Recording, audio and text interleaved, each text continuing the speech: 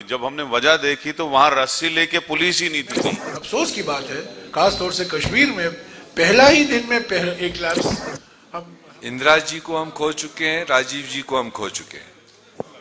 तो हमारी कोशिश है कि खुदा न खास्ता कोई और नुकसान न हो। आज काफ़ी बड़ा रिसेप्शन यात्रा के शुरुआत में हुआ। टनल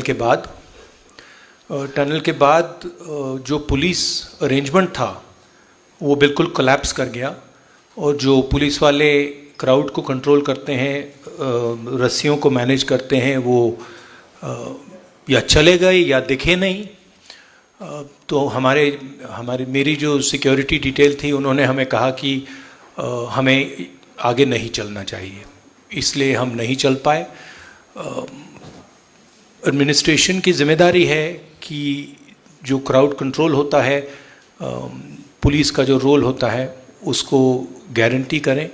मुझे मालूम नहीं क्यों हुआ, बट कल और परसों ऐसा नहीं होना चाहिए। Thank you. आज जो हुआ बहुत दुर्भाग्यपूर्ण था।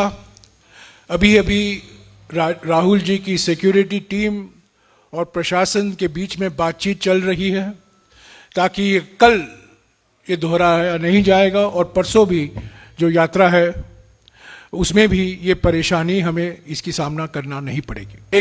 एक दो जगह छोटे मोटे लैप्स हुए हैं, पर इतना बड़ा लैप्स नहीं हुआ है कहीं और मैं एक बात मैं कह दूं, मेरे विचार में, मैं भी वहां था, मैंने देखा जो हो रहा है, तब मैं चलने लगा, क्योंकि मैं राहुल जी के साथ चलता नहीं हूं, मैं आगे जाता हूं।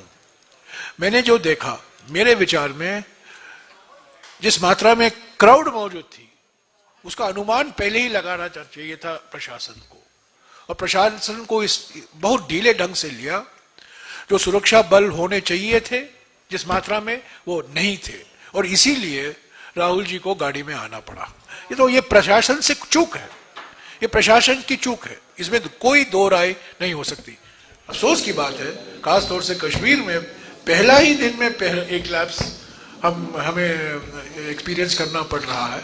हम उम्मीद करते हैं कि कल और परसों प्रशासन ऐसे कदम लेंगे, और जो कुछ वो एसओपी हमें बताएंगे, हम उसका पालन। आपने स्टार्टिंग में राहुल जी का एक गंभीर स्टेटमेंट, शायद इस पूरी पदयात्रा में आज का दिन एक अलग किस्म का पदयात्रा को देखना पड़ा। इतने बड़े नेशनल इंटरनेशनल इवेंट को सबटाज करने की कोशिश है, तो ये एक अधिकारी नहीं कर सकता है। इस अधिकारी को जो कंट्रोल करने वाली अथॉरिटी है, ये कहीं बड़ी लेवल पर, ऊंची लेवल पर एक सोच समझ के ऐसा वातावरण बना गया, और ऐसी डायरेक्शन हो सकती है जो नीचे वालों को इंप्लीमेंट करना पड़ा। असल में आपने देखा होगा, राजस्थान, पंजाब, इवन जम्मू में भी जो रस्सी होती है, जो डी होता है, उसमें एक पुलिस वाला कंटिन्यूअसली उस रस्सी को पकड़ के होता है। तो अगर आप जम्मू कश्मीर में देखेंगे, सबसे sensitive area, militancy hit area जो है, वो साउथ कश्मीर है। यहां ज्यादा होने चाहे थे, और जब लोग अंदर आ गए, भीड़ में आ गए, राहुल जी पे भी पुश हुआ, धक्के लगे, मुझे भी लगे, सबको लगे, मीर साहब को लगे, सबको। जब हालात ज्यादा खराब हो गई तो हम रुक गए, और उसके बाद हमने देखा कि वजह क्या हुई। जब हमने वजह देखी तो वहां रस्सी लेके पुलिस ही नहीं थी कहीं। तो उसके बाद हम एक घंटा लगभग रुके कि कहीं से फोर्स आ जाए, ये रस्सी पकड़े। और रस्सी इसलिए पकड़े कि जो माव है, इतना ज्यादा क्राउड आया था, वो अंदर रस्सी के अंदर डी में ना आ जाए। तो डी में वीआईपी चले, उमर साहब भी थे, राहुल जी भी थे, और बाकी सारे लोग थे उसमें डी में जो चलने वाले होते हैं। लेकिन बदकिस्मती से 1 घंटा, सवा घंटा इंतजार करने के बाद भी पुलिस की टीम आई ही नहीं। पूरे इंडिया में पुलिस की टीम रस्सी लेके चली, यहां बहुत कम थे, लेकिन बहुत कम थे। तो इसलिए यात्रा को फिर सस्पेंड करना पड़ा सिक्योरिटी के कारण, और यहां आना पड़ा। तो वही राहुल जी ने यहाँ पे कहा कि पुलिस एडमिनिस्ट्रेशन से उनकी गुजारिश है कि जो आगे की यात्रा है उसको सुधारे ताकि यात्रा अंतिम लक्ष्य तक पहुंच जाए। कांग्रेस परिवार कुछ नुकसान उठा चुके हैं। इंदिरा जी को हम खो चुके हैं, राजीव जी को हम खो चुके हैं।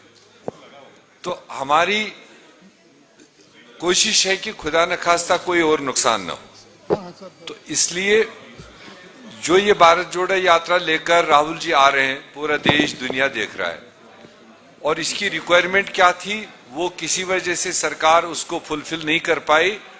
अभी भी जयराम जी अपील कर रहे हैं।